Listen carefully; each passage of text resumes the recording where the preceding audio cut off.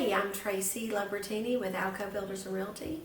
I'm in La Follette, Tennessee, which is near Norris Lake, if you're familiar with the area. La Follette, Jacksboro, Caryville, Campbell County area is just about halfway between Knoxville, Tennessee and the Kentucky state line. So that gives you an idea where we are geographically. I wanted to take just a few minutes to talk about, in this area, what we do with listings and in preparing your home for listings and in preparing you as a seller to be a seller. So the first thing you're going to do is talk to agents, maybe more than one. If you have a relationship with an agent, that's perfect. So it's always better if you have a relationship with your realtor.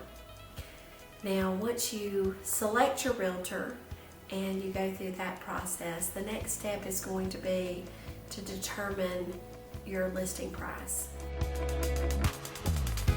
And all of us have looked on the used car sites, and you have a low and a high and somewhere in the middle.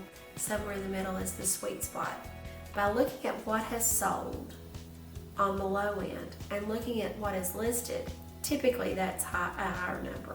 Total those together and you'll have a low end on sold comps and a high end on listing comps, and somewhere in between you're going to be able to find a sweet spot to list your house. And sometimes the listing strategies that we have include your neighborhood or your area. Here, I-75 and the interstate is our oceanfront property.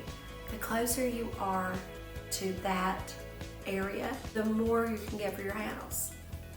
The one thing I can tell you about listing your house and picking a price, the market will tell you what that house is worth. We can predict and we can estimate, but the market is going to tell you. You're going to be presented on a lot of the same apps, no matter what agent you have. But it's how you're presented that makes the difference. The level of professionalism with the photography, again, adding drone, 3D walkthrough, video, all of those things help set it's like a dating app. If you're going to go on a dating app, you want to have the best picture, the snappy comments, whatever it is that you can have that sets you apart. And really, these real estate apps are just dating apps. You're trying to find a match. So you have to treat it the same way.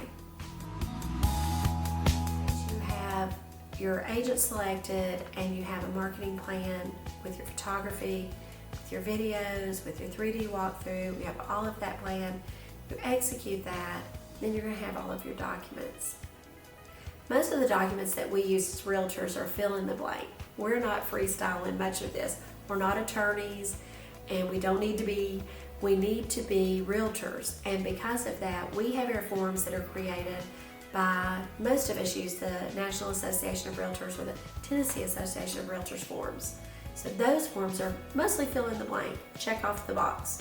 So makes it pretty easy to complete. You have your disclosures completed. The sellers will complete a disclosure. It's mostly a yes, no, unknown, or a fill in the blank form that just tells everything about the house.